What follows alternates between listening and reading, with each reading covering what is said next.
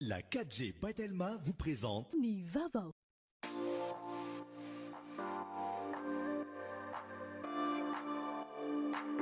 Luxor, le plaisir du confort. Nulchanao ni Fampalalambavao. Batimax, la qualité au meilleur prix. Vous présente Ni Vava.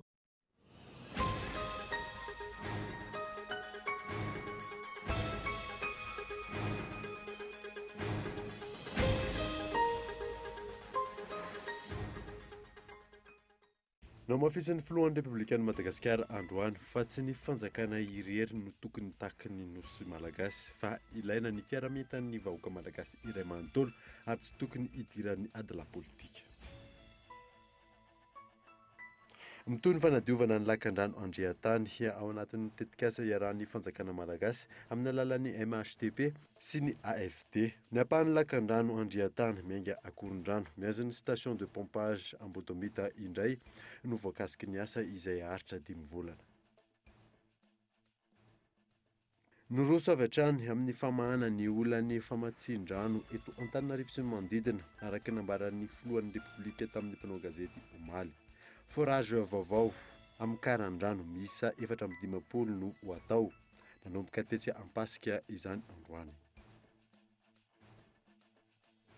Ny tapany maraina ihany dia efa lany avokoa ny tapakila rehetra ho an'ny gradin mandritra ny lalao Barea Rampitso etsy Mahamasina. Misy indray ny fanararaotana tafiakatra hatrany amin'ny 5,100 ariary ary hatrany amin'ny 2 ariary ny tapakila eny amin'ny Varomaizana.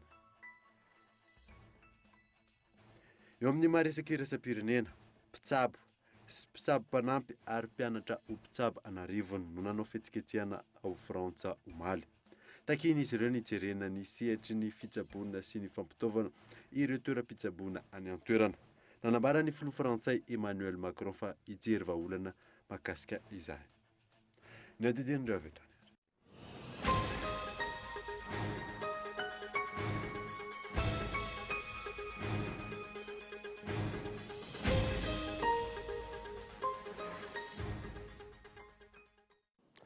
Salandra tompoko lasy tompoko vavy fotoana vaovao eto amin'ny Kolo TV ka manasanao ary anaraka izany hatramin'ny farany. Nanomboantsika ny vaovao totosa androany tetsy amin'ny fitsarana tampony Anosy ny fianiana nataon'ny governoran'ny Banky Foiben'ny Madagasikara vaovao. Hojerena akaiky ny mahakasika ny réserve en or mba hamaro toerana ny vola malagasy ho ny filoham-pirenena androany nandritry ny lanonana. Henri Flore. Mianina ho fahotolosaingy amampahalendrena sy amampahamarinana ny asa ao anatin'ny fanajana tanteraka ny lalàna sy ny sata mifehy ny Banky Foiben'ny Madagasikara ary tsy anararoatra na amboraka izay zavatra nampahafantaronay ary izany na efa mitsahatra amin'ny asa fanjaka. Araka izany, totosa androany fianiana ny governoran'ny Banky Foiben'ny Madagasikara vaovao. Fianiana izay tsy maintsy ataony araka ny lalàna, mialohany andraisiny ny andraikitra nankinina aminy. Lafin-javatra maro samihafa no iandreketan'ny governoran'ny Banky Foiben'ny Madagasikara ity, toy ny fitondrana ny Banky Foibe, izy no misolo tena ny Banky Foibe eo anatrehany hafa, izy irery ihany no afaka manao soni ireo rehetra fifanarana na fifainekena izay andaniny ny Banky Foibe. Ny governora dia tsy maintsy mitazona ny tsiambaratelo na efa mitsahatra amin'ny asany aza. Ampahany ihany ireo amin'ny andraikitra hosahan'ny governora vaovao ity. Tonga nanome voninahitra ny fotoana androany ny filohan'ny Repoblikan'ny Madagasikara Rajoelina Andry no tonony ireo mpikambana eo anivon'ny fitsarana tampony sy ireo olo-manan-kaja maro. Hojerevana akaiky ny mahakasika ny réserve en or ho ny filoham-pirenena androany mba hamaron'ny toerana ny vola malagasy. Raha Madagasikara dia mamokatra ary manana sopotra maro ny resaka volamena. Nefa dia tsy manana akory réserve en or. Fa fanamby nataoko ary jerevana miaraka amin'ny gouverneur hoe tokony ary tsy maintsy manantsika réserve amina resaka volamena en banque centrale.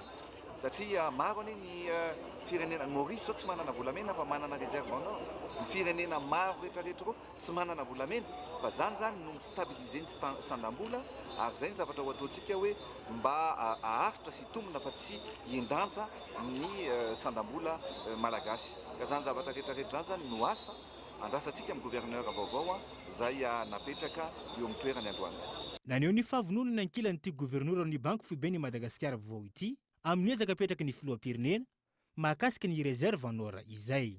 Fandrana volamena sy ny fanondrana anazy sy ny fistokena azy ampidirina amin'ny lalana mazava amin'ny ara-dalàna fa tsy ajanona amin'ny toerana misy azy amin'izao fotoana.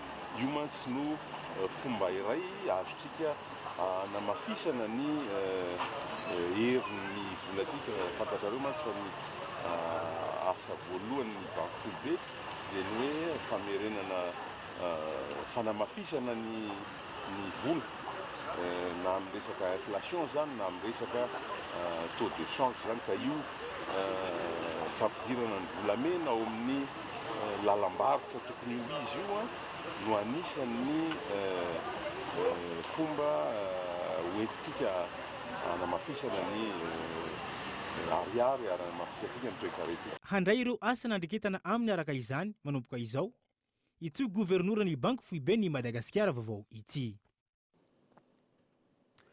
Namafisin'ny filohan'ny Republikan'ny Madagasikara androany fa tsy ny fanjakana ireany tokony hitaky ireo nosy malagasy fa ilaina ny fiarametan'ny vahoaka malagasy iray manontolo ary tsy tokony hidiran'ny adala politika izany. Henri Florian.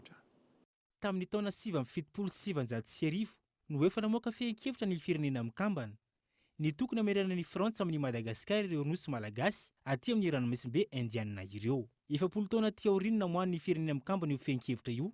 Mbola tsy tontosan'ny Frantsa nefa izany no mafisin'ny filohan'ny Republikan'i Madagasikara fa mitarika ny tenany ary tsy manavaka ny firenena misy fa ny fitakinany tombontsoan'ny vahoaka malagasy no tanjony. Dia tonga mitardalana ny vahoaka malagasy milaza ary milaza ny hoe tokony miara-mietantsika miray fo miray saina satria ireo nosy malagasy ireo dia tsy nosy ny filoha rery zare fa nositsika malagasy ray manontolo. Noho izany dia ilaina ny firaisan-tsaina, ilaina ny firaisan-po. Araka ny teneniko dia ny hoe mitardalana zao zarery mandeha aingana fa isika rehetra lasa lavitra ary rehefa miaraka isika rehetrarehetra dia hotody any amin'izany tanjona irentsika izany ka anomboka io.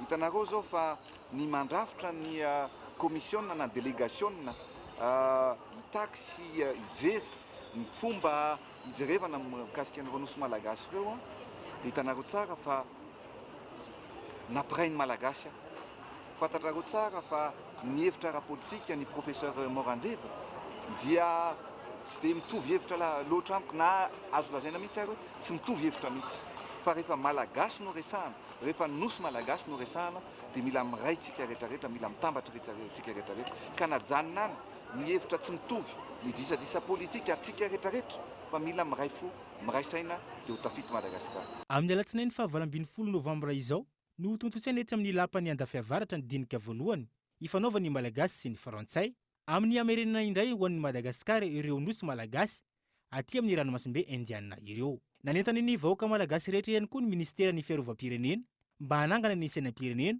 ny amin'ny andro ny alatsinainy 17 Novambra io ho fiara-mientana mandritra ity fivoriana ity. Mizotra araka ny tokony ho izy ny asa fanamboarana ny rocade nord-est sy ny rocade est amin'izao fotoana izao ary vita ara-potoana ny asa nisy tamin'ity androany ity ny fidinana ifoton'izay ny tanterahan'ny ministra tompon'andraikitra niaraka tamin'ireo mpamady vola ny vondrona Europiana sy ny AFD. Iona Sena. Ny 570 ny asa amin'ny fanamboarana ny rocade nord-est sy ny rocade est no vita amin'izao fotoana izao ary ny fiandohan'ny taona 2024 araka ny fotoana efa napetraka no vita avokoa ny asa rehetra. Nidina nijery ny fizotry ny asa androany ny ministry ny fanajariana ny tany, ny toeram-ponenana ary ny asa vaventy, ny masoivon'ny vondrona Europeana ary ny avy amin'ny Agence Française de Développement. Afapo amin'ny fizotry ny fanamboarana ity lalana amahana ny fitohanana ny fifamoivoizana eto Antananarivo ity ny mpamady vola ny fotodrafitrasa raha ny fanazavana. On voit que ça avance, c'est un projet qui a été étudié très méticuleusement. Mandroso ny asa ary voadinika tsara ny fanatanterahana izany. Maro ireo mpamady vola toy ny vondrona Europiana, ny AFD. Ity tetika asa ity izay amana ny fitohanana ny fifamoivoizana eto Antananarivo. Ahafahan'ny olona manao zavatra maro fa tsy lany fotoana eny amin'ny fitohanana. Nasehon'ireo enjenera nefa fotodrafitrasa mitsinjo ny olona rehetra izy ity. Ny olona manana fahasembanana, misy toerana ahafahan'izy ireo mandeha. Mahafaly anay ny mahita ny fizotry ny asa, ny fifandraisana amin'ny samy mpamady vola eo ihany koa amin'ny fanjakana amin'ny alalan'ny governemanta. Bailleurs des fonds et les ministères, évidemment, les gouvernements. Ny agence française de développement ny vondrona européenne amin'ny alalan'ny banque européenne d'investissement no vahiny mpamatsy vola amin'ity tetikasa rocade nord-est sy ny rocade est ity. Lalana izay miainga eo an-dranobevava miazo hanamorona kona bypass, izany hoe mampitohy ny lalam-pirenena fahatelo, faharoa ary fahafito. Mikasika ny fanonerana ireo olona izay voakasika ity tetikasa ity ny tranony na ny tanimbolony, mandeha araka ny tokony ho izy ny fanonerana hoy ny ministra tompon'andraikitra, ary ho an'ny tranga ao Akadindramamy izay misy trano miorina ary nomen'ny commune Antananarivo renivohitra ny permis de construire. Na efa voalaza ny fanjakana aza fa tsy azo anorenana ny toerana eo am-pamahana ny olana amin'izao fotoana izao ny tompon'andraikitra. Mamaly ny filanim-pona eto Antananarivo ny rocade nord-est sy ny rocade est hoy ny ministra Ajo Andriana Narvelo. Ajaina ihany koa ny zon'ny mpamboly manodidina ny tetikasa. Androany moa zany tonga eto reto solitena ny varotra ambonany Europeanina reto izay mandinika ny toyan'ny fiaraha-miasa amin'ny Madagasikara. Tonga izy mitsidika an'ity tetikasa ity no hoe mandeha tsara ve ary inona ny tokony ho hatsaraina mba ahafahany koa mahita ny fahavononan'ny fanjakana mitantana ny tetikasa ahafahana manomana zany ireo fandarana asa izay hoatrehana manomboka amin'ny 2024 ka hatramin'ny 2024. Ny asa mandroso tsara ary tsy araky ny napoizina moa fa lasa loha ary tao anatin'ny tety andro izay napetraka araky ny voalaza teo amin'ny voalohan'ny taona 2024 dia tokony ho vita tanteraka ity asa ity. Ny izany no araky ny hitantsika teo ambadika teo araky ny fangatahan'ny ny olona tamin'ny tsika nandalo teto tamin'ny farany teo no hoe mila amboarina ny lakan-drano iny ambadika iny dia tazantsika ngambo ambadika eo fa dia nanao asa tana maro na haute intensité de main d'œuvre miaraka amin'ireo fokon'olona taty dia zareo ihany no manao an'iny lakan-drano manadio anazy iny amin'izao fotoana izao mba ahafahan-jareo nanala ny rano sy nahafahany mamokatra ohatra ny tazantsika eto ambadika. Momba ireo lalam-pirenena, nambaran'ny ministra fa efa misy ny teti-bola atokany ministera amin'ny fanamboarana sy ny fanarenana ireo lalana simba toa ny eny amin'ny lalam-pirenena faharoa amin'izao fotoana izao. Ho avy ihany koa ny fanamboarana amin'ireo lalam-pirenena hafa toa ny lalam-pirenena fahaenina. Raha ny tokony izy famatsim-bola ny varotra ambony Europeanina iny izay isan'ny adevitra nirahana tamin'izareo délégationna tonga reto ny hoe tsy maharitra ilay lalana satria lalana vita tamin'ny 7 dia amin'ny 7 efa potika ny ankabeazany. Dia izay ny izany fanjakana izay ny mahatonga an'ireo fanovana be da be natao teo anivon'ny fomba fiasan'ny fanjakana na amin'ny lafiny teknika na amin'ny lafiny fitantanana amin'ny ankapobeny mba ilana amin'ny toe-javatra ohatr'izay. Dia izay no isan'ny adivana hevitra amin'izareo androany ny hoe na dia famatsim-bola avy any aminy arany dia hita fa indraindray misy olana amin'ny lafiny kalitao dia izana ny manarina an'izany tsy ohatran'iny intsony izao ny fanamboarana lalana eto Madagasikara tsy ny enjehana ny halavany lalana fa ny enjehana ny halavany sy ny hatsarany ihany koa. Dia hitanareo ngamba fa hitanareo taratra tamin'ny fanamboarana ny lalana teto tampon-tanàna Antananarivo fa ohatrohatr'ireny ny tokony kalitao ny lalana tokony atao ny any ateviny tara ny any ateviny ao ambany rehefa manao lalana amin'izay fa tsy atao ohatran'ireo fanao taloha. Araka izany entitra ny fitondram-panjakana amin'ny alalan'ny ministeran'ny fanajariana ny tany, ny toeram-ponenana ary ny asa vaventy amin'ny fanaraha-maso eo amin'ny fanajana ireo orinasa mpanao lalana ny fenitra. Tanjona amin'izany ny fananana lalana tsara kalitao ary maharitra 10 hatramin'ny 15 taona. Mitoy ihany koa ny fanadiovana ny lakan-drano Andriatany ao anatin'ny tetikasa iarahany fanjakana malagasy amin'ny alalan'ny MHTP sy ny AFVD. Ny ampahan'ny lakan-drano Andriatany miainga amin'ny eo akoron-drano miazan'ny station de pompage Ambotomita indray araka izany no voakasiky ny asa izay aharitra 10 volana. Yves Richard.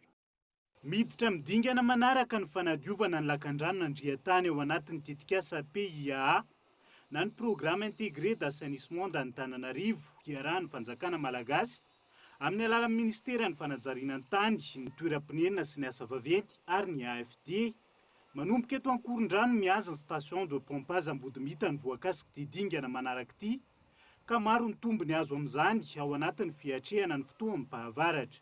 tsy hoe moa zao fa faratra zao vao miasa ny ministera ny fanadiovana ny tatatra fa efa nanomboka hatrinely izy fa araka ny tenenina teo a lava dia lava tokoa ilay kanal Andriantany a dia tonga eo amin'ilay tapany faharoa zany tsika io dia ny fanadiovana n'io tatatra lehibe io a dia ampiena tokoa ny fiakaran'ny rano a ampiena ny tondra-drano amina faritra Ivamaro eto Antananarivo.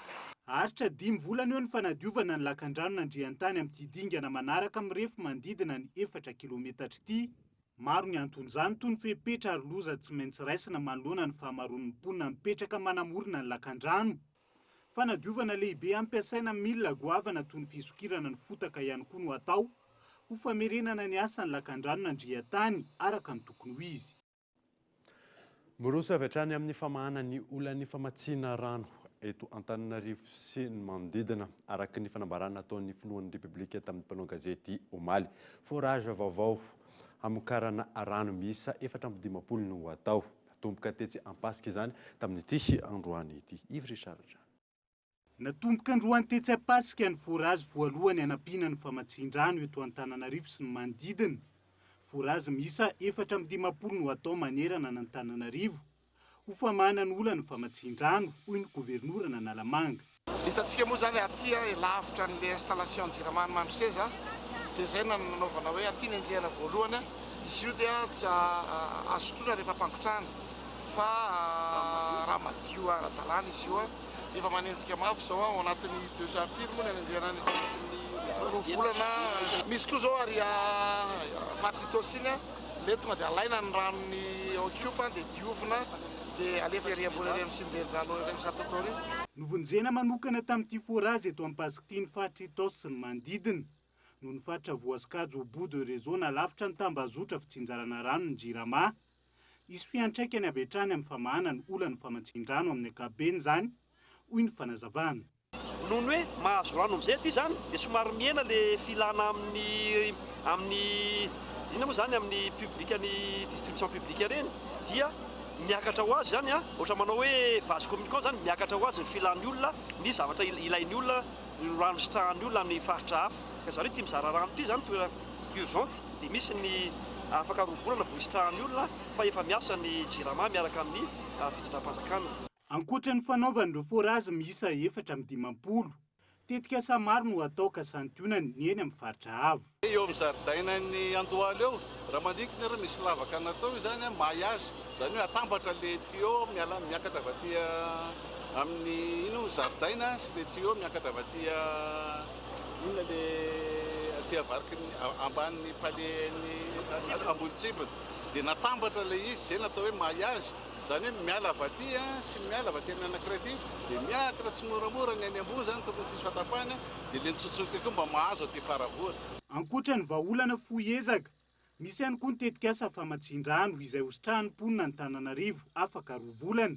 Eo ihany koa ny fampiakarana hatramin'ny 4 metatra toratelo ny famokaran-drano eny Mandroseza izay tombana natao amin'ny herinandro ho avy zao. Namoaka afatra ho an'ny malagasy androany ny fivondronam-ben'ny eveka eto Madagasikara. Afatra izay nambara fa ilaina eto amin'ny firenena ary mila fiovam-penitra mahery vaika izany. Rasona Andry. Taorian'ny fivoriam-ben'ny fivondronam-ben'ny eveka eto Madagasikara ny totosaina tetsy amin'ny episkopaly Ambatoroka nandritra ny 7 andro dia namoaka afatra ho an'ny malagasy izy ireo androany. Nambaran'ity afatra ity fa sarobidy loatra ny fihavanana malagasy izay tsapan'ny pamparay masina nandritra ny fandalovan'ny teto Madagasikara iny ka tsy tokony ataontsika malagasy ambanin-javatra eny anivon'ny fiarahamonina. Kanto sady mahasondriny Madagasikara ho hiatrany ny afatra kanefa dia potehintsika amin'ny alalan'ny doro-tanety. Ny fitandronan'ny zon'olombelona dia tsy ny fiheverana ny zon'ny hafa ihany fa ny zonao isambatan'olona.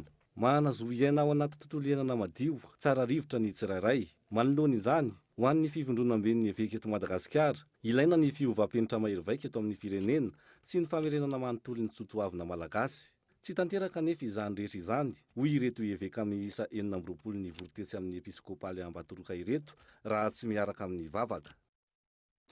Izany vaovao misongadana ihany koa ny tapany maraina ihany dia fa lany avokoa ny tapakila rehetra ho an'ny gradin mandritra ny lalom-barea Rampitso etsy amin'ny kianjaben'ny Mahamasina. Nisy indray ny fanararotana. tafiakatra 5,000 ariary hatrany amin'ny 2 ariary ny tapakila eny amin'ny varomaizina. Henri Florian. Tahaka izao ny zava-misy androany nandritra ny fivarotana ny tapakila ho an'ny gradin ho an'ny lalao rapitso etsy amin'ny kianjabe ny Mahamasina. Tomefolona avokoa ireo toerana telo no ahitana ny tapakila toy ny tetsy amin'ny Palais des Sports Mahamasina, ny tetsy amin'ny kianjan'ny Makento Tapenaka ary ny teny Antsonjombe. Vao tamin'ny 1,20 ora lany avokoa ireo tapakila rehetra tamin'ireo toerana ireo. Nisy anefa ny fanararaotana niseho. Tafakatra hatramin'ny 5,000 ariary ny tapakila iray eny amin'ny varomaizina. Ny tantarany zava-nisy ireo mpanao varomaizina sendra ny mpanao gazety ny Kolo TV FM. Tamin'ny valo zao ny latsabe teto dia nakabe anankifolo ah, dia amidiko amin'ny fianakaviana ny sasany, dia sasany amidiko eto dia mbola mitsanina eto amin'izao ora izao. Ohatriny zany andafosanao anazy zao? Amidy 75 izy amin'izao. Raha hoe rapitso dia ohatriny rapitso dia mety tsy haiko ho an'izay manina vaninahy va anankoroa izy. Fa mety rapitso izy mety afiakatra 100,000 ny vidiny io rapitso na 125. Telo isaky ny olona ny menina eo amin'ny guichet. Dia izay zao olona anaky efatsa ny niaraka tany an-trano dia mahazo telotelo dia izay no nahatonga nahazo 12. Dia iny izay ny amidy avy eo. Na izany aza, voatery tsy maintsy mividy ihany koa ny mpankafy na eo aza ny fanararaotana misy noho ny fitiavana hijery ny lalao ny Barea ho an'ny andro ny rapitso ity. Izao tamin'ny 1,20 teo no tonga teto dia tsy nahazo be intsony izay. Dia hatramin'izao aloha zany mbola tsy fantatra hoe inona ilay ho ataonay fa tsy mahita be intsony mihitsy koa. Any Mahamasina koa zany efa lany dia ny eto efa lany dia tsy fantatra hoe hoay izay zany no akabe. Tsy maintsy vidy ihany raha tena tsy mahita mihitsy. Fa mezaka aloha zany mitady amin'ilay 50,000. Efa avy any Mahamasina zao dia eto amin'ny Palais des Sports dia efa lany dia aty indray hoe aty Makim mbola misy dia tonga eto indray dia taray. Tinomana amin'izay aloha fa efa napozina ihany hoe tsy maintsy isy an'izay ilay izy mivoaka aloha zany. Dia tsy maintsy mandeha mibizina kely ohatra n'inona. Dia zao tsy maintsy vidy? Tsy maintsy atao izay jerena aloha, tsy maintsy mijery na fomba ahoana na fomba ahoana. Fa ankoatra ireo, ny tolakandro teo ihany koa no nisy ny valandretsaka ny fanaovan'ny ekipa rotonta tamin'ny mpanao gazety. Samy naneho ny fahavononany na ny andaniny any ankilany. Samy vonona avokoa ny rotonta hiaro ny voninahitry ny firenena. Rapitso araka izany no ifanandro etsy amin'ny kianjaben'ny Mahamasina, ny Barea ny Madagasikara sy ny ekipa ny Etiopia ity. Baolina firy no tafiditry ny Barea de Madagasikara manoloana ny Etiopia rapitso. Io no maresaka eny anivon'ny mpankafy baolina kitra malagasy nanomboka androany tontolo andro. Lafim-baovao hafa kosa indray hiara asa amin'ny fitondram-panjakana malagasy amin'ny fanampariana sy fampiasana ny herinaratra azo amin'ny angovo azo avaozana ny orinasa Enelec. Faharetany efatra no anomboana izany raha ny fanazavana azo io ny lazaina. Isan'ireo orinasa tsy miankina miara-miasa amin'ny fanjakana ao anatin'ny politika partenariat public privé ny orinasa Enelec izay misehatra amin'ny famokarana herinaratra. Amin'izao fotoana izao isy ny fametrahana ny panneau solaire amin'ireo faritany efatra eto Madagasikara. Tanjona ny hanampiana ny orinasa Jirama eo amin'ny famokarana herinaratra. Izay ho atao anatin'ny tanàna efatra eto Madagasikara, Mahajanga, Toamasina, Antsiranana dia iza no adiniko Toliara misaotra to. Dia ireo anatin'ireo tanàna efatra ireo zany dia manana capacité ana livraison ana 50 kWh 50 kW zay ho déployena jusqu'à premier semestre 2020. Ny panneau rehetrarehetra moa zany dia efa commandé daholo, ny Toliara efa tonga. Dia le tanàna telo hafa zany efa commandé na ifeny ambony sambo izay ho tonga livré alohan'ny faran'ny taona 2019. Dia ny tiana hazavaina ao anatin'ilay izy hoe ny tetika asan'ny Enelec ao anatin'io sy ny tanjon'ny Enelec dia anohana ny viny sy ny tanjon'ny gouvernement malagasy ao anatin'ilay hoe anome accès ho an'ny angovo azo avaozina ho an'ny malagasy dia anome accès any angovo tsy tapatapaka anapaka ny délestage zany, hiezaka anapaka ny délestage satria tsika tsy anapaka ny délestage hoe rapitso dia rapitso fa tena hoe anampy ny gouvernement malagasy anatin'izay politique générale énergétique de l'État mba ho moramora kokoa zany le fanomezana angovo ny malagasy. Isy ihany koa ny fampiofanana ireo mpiasa malagasy any amin'ireo faritany ireo ahafahana mifesy mikirakira ny teknôlôjia vaovao fa ihany koa hiteraka asa. Éducation dia araka ilay nazavaiko teo ho an'ny malagasy ataon'ny malagasy midika izay hoe miaraka amin'ny projet ana renforcement de compétence ho an'ny malagasy irecruter zay any Mahajanga, irecruter zay any Toliara, irecruter zay any Tomasina, dia irecruter zay any Toliara, dia ho renforcena zany ndraiky efa nireo malagasy ireo dia asiana an'le hoe transfert de compétence mba ho haitsika malagasy fehezintsika malagasy le teknolojia vaovao mba tsy ilaintsika tsony ao anarinany rehefa déployer le projet hoe hiantso ny ressource avy any ivelany indray zay vao ho indépendance zany dia tena manandanja be zay zavatra satria ninona zany le tetikasa ataony eny alaika dia tsy maintsy asiana an'izay transfert de compétence renforcement de compétence zay dia implication malagasy soutien any politique énergétique ny gouvernement malagasy. Fampandrosoana miainga eny fotony fiarovana ny tontolo iainana fanampina ny mpiarabelona ireo no isan'ny antony fiara-miasa eo amin'ny ENELEX ny fitondram-panjakana amin'izao tetikasa izao. Ikarakara fitombavaka lehibe ny alahady ho avy izao ny église évangélique Chaîne izay ho tanterahana ety amin'ny palais des sports Mahamasina tsy hanavahana antokom-pinoana ny fotoana raha ny fanazavana azo fanampanazavana. Faly miarabantsika rehetra amin'ny anaran'i Jesosy Kristy. Pasteur Alberto Ramaeljon indray miaraka aminao androany ampafantatra ny tena vanim-potoana izay misy ato amin'ny église Chaîne. Tonga ity ny fotoanantsika fotoana lehibe zay ahafahanao andray le irin'ny fonao. Betsaka ny zavatra mba tiantsika iova hiatsara eo amin'ny fiainantsika. Fotoana izao ary fotoana mety ho anao anefan'Andriamanitra le tena irin'ny fonao. Androany te ilaza aminao fa ny fahatongavanao ny andraisanao ny fahagaganao. Ary amin'ny fotoana amin'ny 17 novambra amin'ny alahady ho avy izao dia misy ny fidirana anankitelo amin'ny 9 sasany, amin'ny 8 sasany ary amin'ny 10 sasany. Ny hariva kosa ny fotoana ny miracle spécial. Fa mitindray mandeha ity misy fotoana miavaka anomezana conseil anao tena ahafahanao mihitsy hoe ahoana ny tokony atao rehefa miaraka amin'Andriamanitra. Betsaka ny zavatra mety tsy ho vitantsika ny mamaha azy, betsaka ny zavatra izay mety manahirana ny saintsika, fa te ilaza aminao androany hoe fotoana mety anao io fotoana lehibe izay nomeny tompo antsika io etsy amin'ny palais des sports amin'ny 17 novambra ho avy izao. Tsy afaka ny tsy hiova le fiainanao. Te ilaza aminao zavela misy zavatra hafa mety antony tsy hahatongavanao satria efa rendez-vous anao amin'Andriamanitra io. Te hiteny aminao koa androany hoe io ny fotoana andraisanao ny valim-bavaka ao izay mety efa antaonany maro ary mety ihany koa mety ambolana maro ary tsy manavaka olon'Andriamanitra na ny tanora zany mety anatin'ny fianarana ianao na mety ianao le mao anatin'le fotoana le mba mety nirin'ny fonao ny azo vady mety nirinao azo asa betsaka ny zavatra mety irin'ny fontsika fa Andriamanitra ny malala ny mety araka le tena sitrapony makasika ny fiainantsika. Azadino ary etsy amin'ny palais des sports amin'ny alahady ho avy izao zay isy fotoana spécial le amin'ny 12 sasany atoandro iny hanomezana anao conseil spécial makasika ny ara-pitiavanao na amin'ny asanao na amin'ny fifandraisanao na ny ray aman-dreny na ny zanaka samy mahazo ny anjarany avy amin'ny fotoana io.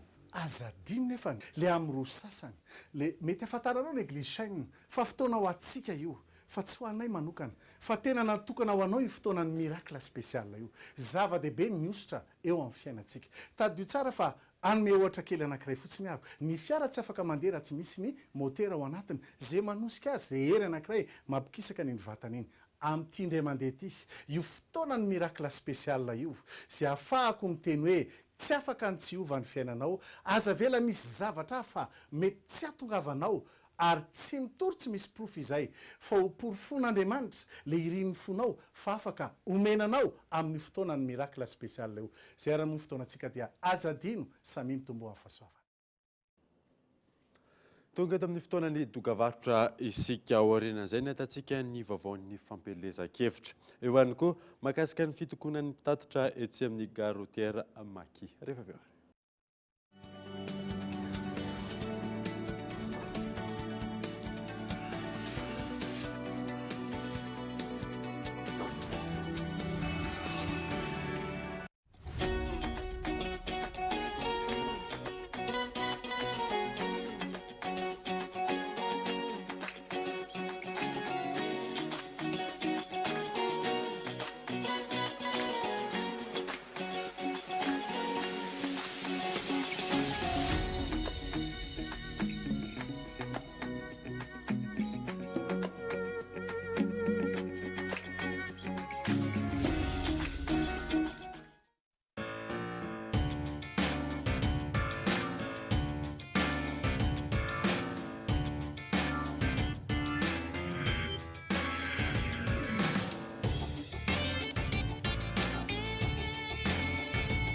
l'applicateur Cirage Express Baran, l'applicateur Ravi Bleu Blanc Baran, le lait de soin Baran entretient, protège vos sacs et vos chaussures. Baran, ma marque, mon style. Oui, appel vers tous les opérateurs.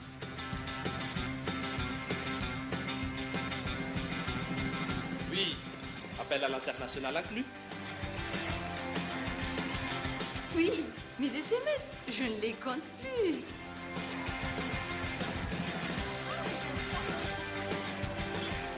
Et oui, Internet à la vitesse 4G. 0,5 arrière par seconde vers FAF et Club First. 1 arrière vers Telma et 3 arrière vers les autres opérateurs. Vous aussi, soyez First. À partir de 10 000 arrières, First Premium. Et découvrez toute la gamme First sur www.telma.mg ou rendez-vous en Telma Shop.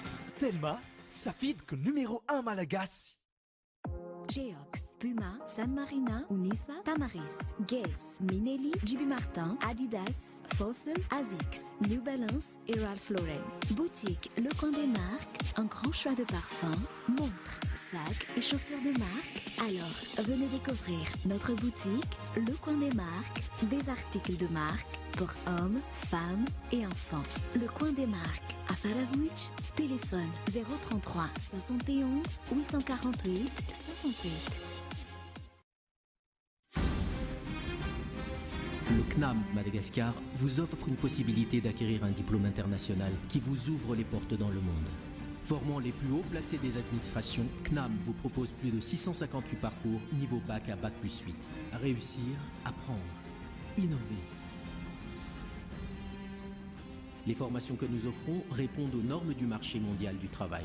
Alors qu'attendez-vous pour investir dans votre réussite ? Faites partie des plus grands et visez plus haut. Apprendre au CNAM change votre vie. Yes, le CNAM.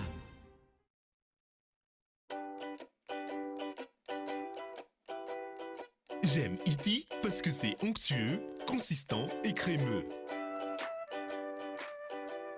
Pour le bien-être de mes enfants, je fais confiance au yaourt Iti pour leur apport en vitamines, protéines et calcium. C'est naturellement bon! Iti, c'est mon équilibre à moi, car j'ai besoin d'un aliment sain et nutritif. Yaourt Iti, le yaourt préféré des Malgaches. Attention, très très très bon. Yaourt Iti, naturellement bon.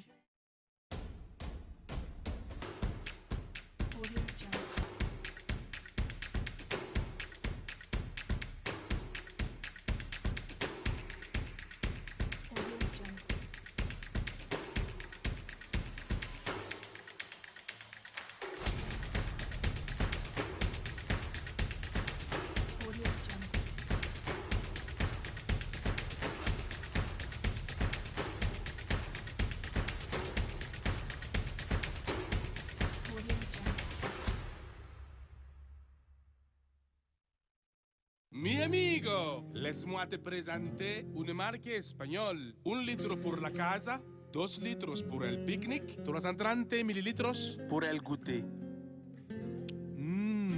Roubert, en français c'est jus vert.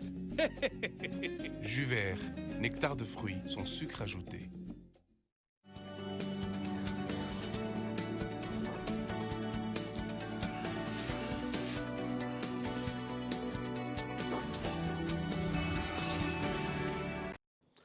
Veleta amin'ny fampalalam-baovao isika. Hita fa saika mitovitovy avokoa ny olona ny mponina isaky ny boriboritany eto andrenivohitra izay nanaovan'ny kandida laharana faefatra nay nandritsitoaina fidinana ifotony. Vonina ny tenina sy ireo mpiara-miasa azy anome endrika vaovao sy hitondra fampandrosoana na Antananarivo. Fanadina.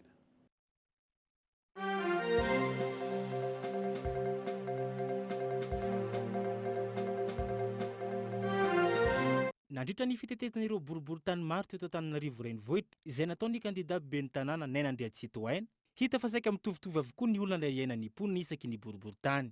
Lalana potika, ny foto-drafitrasa tsy zarizary, ny loto mameno ny tanàna.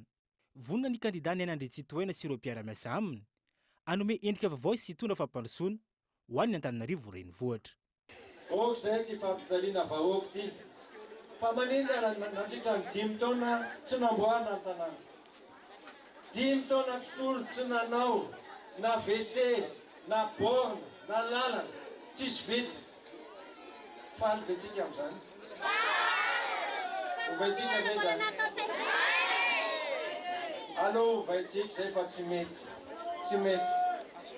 Tsika mila olona afaka manatanteraka. Miaraka tsika, raha tsy miaraka tsika tsy tafavoaka Antananarivo. Marina sa tsy marina? Ny firaisan-kina ihany no mahatafavoaka tsika. Satria tsika ray ihany. Afaka manampy anareo matokinareo. Afaka manampy, afaka manamboatra Antananarivo tsika. Afaka manatsara Antananarivo tsika. Afaka manadio Antananarivo tsika. Fa epinareo rehefa tonga ny fifidianana.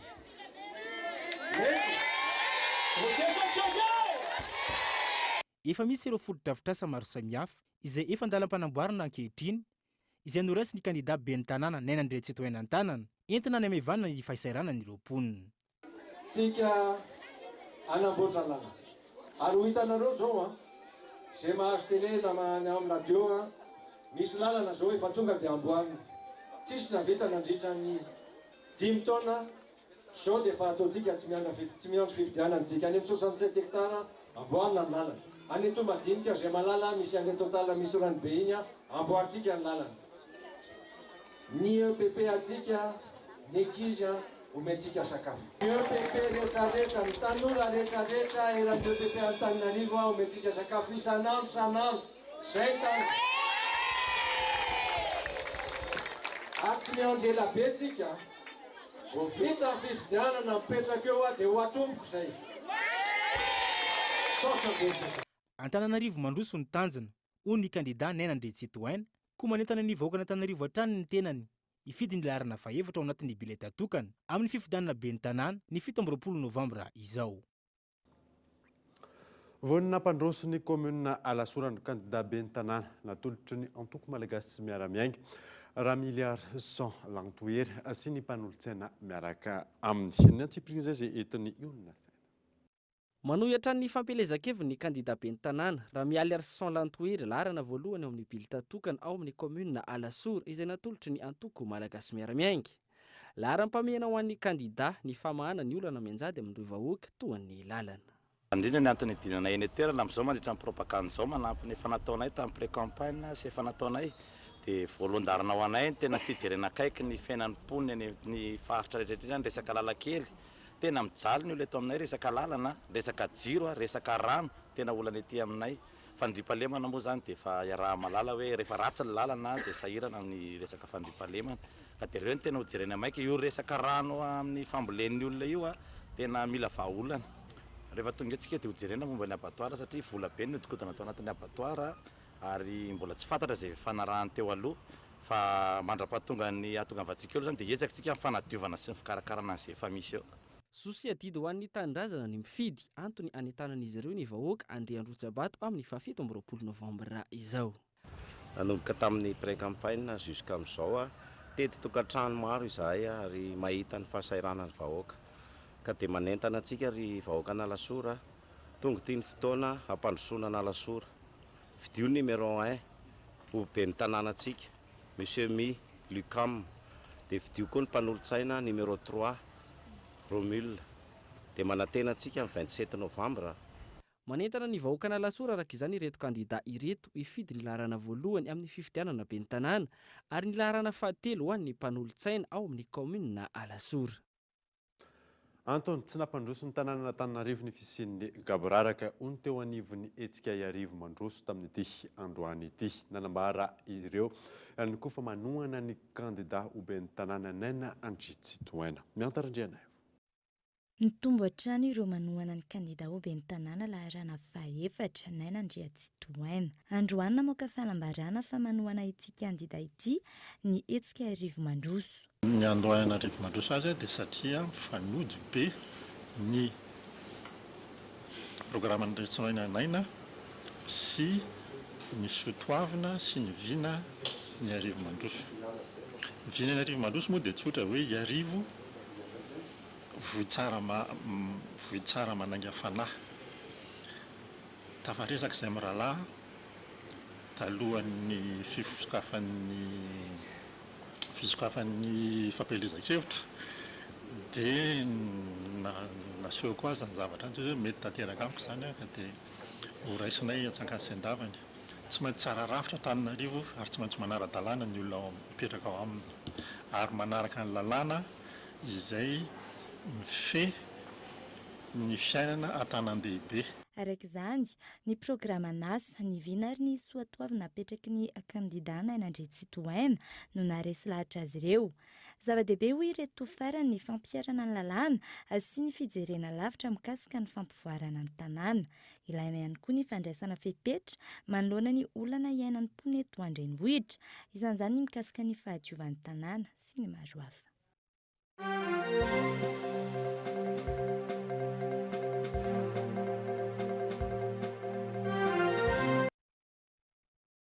Zay ny amin'iny eritaona rampitso no niapetona tamin'ny asa mampisolo vava any Willy Razafinjatovo. Fanalabaraka mpitsara no vesatra nanenjehana azy raha nambarany ordre des avocats. Tampitsara rampitso araka izany ny sazy miatra taminy ary afaka manatanteraka ny asany ara-dalàna indray izy. Fanampanazavana. Feno eritaona tampona amin'ny sabotsy zao ny ananao ny sazy zary hoe tsy milana na hiasa.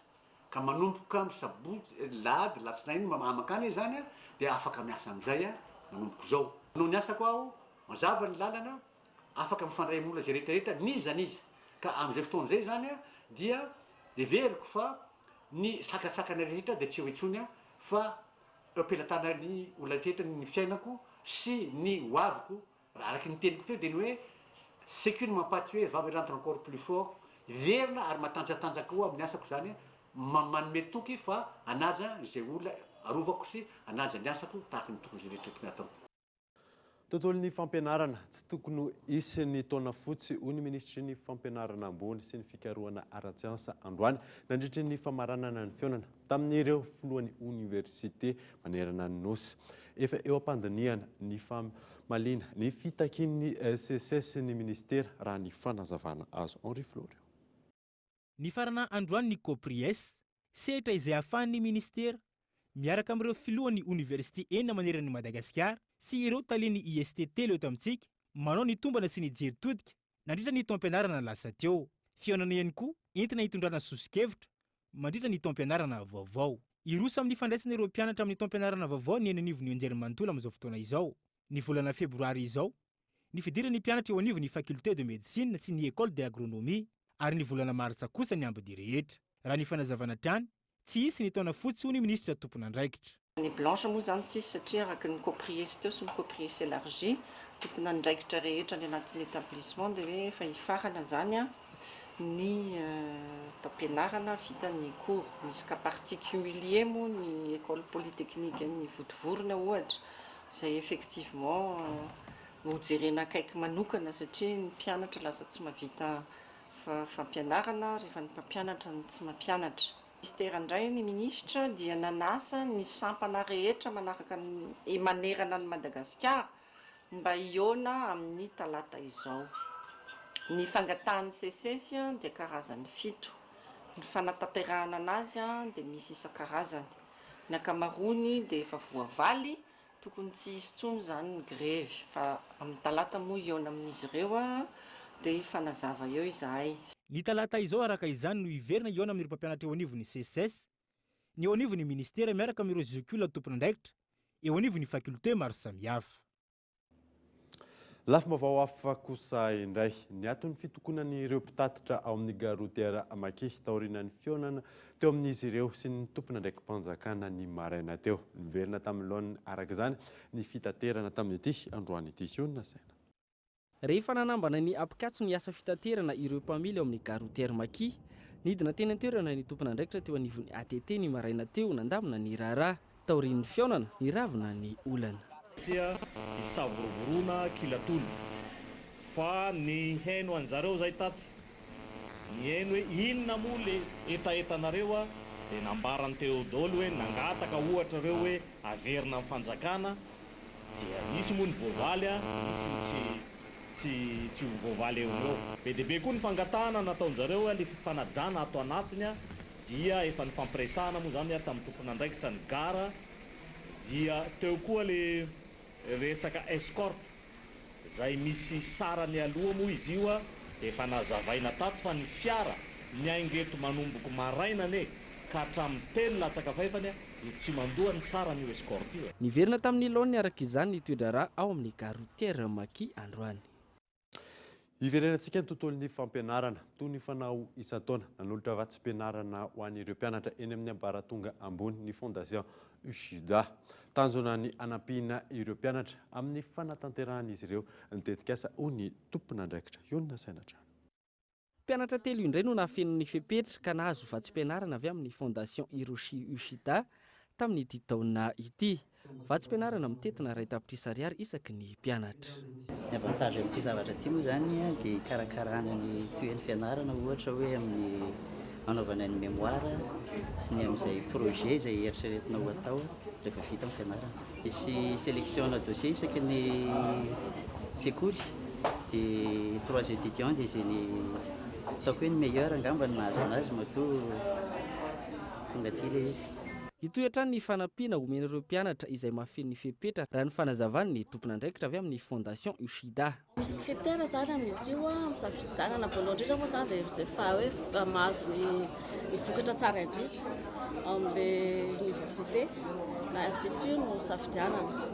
Fa ankoatran'ilay vokatra tsara jerenay koa zany amin'ilay hoe satria fanampiana moa izy ity zany ny fampianarana amin'ny ankizy dia misy mba hoe manana vokatra tsara fa tsy dia manana fahasaranana.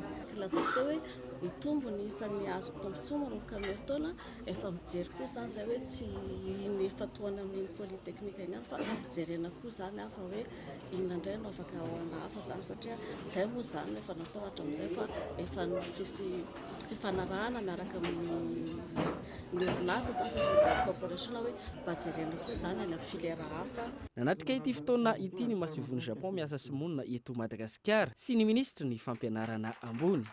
Raha ny fanazavana ivelatra amin'ny sampam-pianarana hafa ny fanampiana omen'ny fondation Ushida amin'ny taona ho avy. Warana horina ny fampalalam-bavao ny fandaharana manokana anasana ny tale général Apipa iresaka momba ny guichet unique etsy amin'ny village voara Antotapenaka toerana izay andraisana ireo tompon-tany voakasiky ny tetika asa tamana masoandro. Feo ihany koa ny fiomanana amin'ny fotoanan'ny fahavaratra eo amin'ny Lemakatananarivo. Marihana fa ity fandaharana manokana ity dia isolo ny fandaharana ankitsim-po amin'ity androany ity. Dia zay mamarina vaovao tamin'ity alina ity. Ankasitrany ianao nanaraka izany sofa tsara atao tompoko.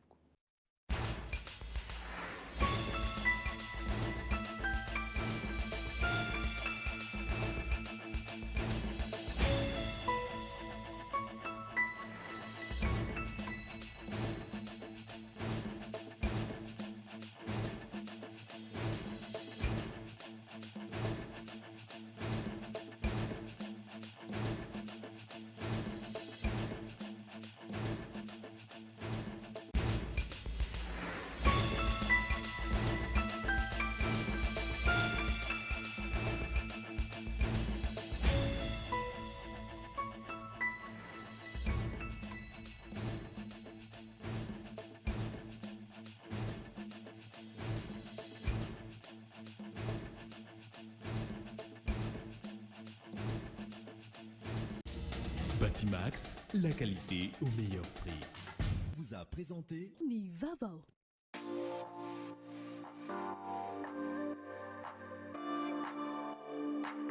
Luxor, le plaisir du confort. Nanulchanoto ni fampalalambaovao. La 4G Batelma vous a présenté Nivavo.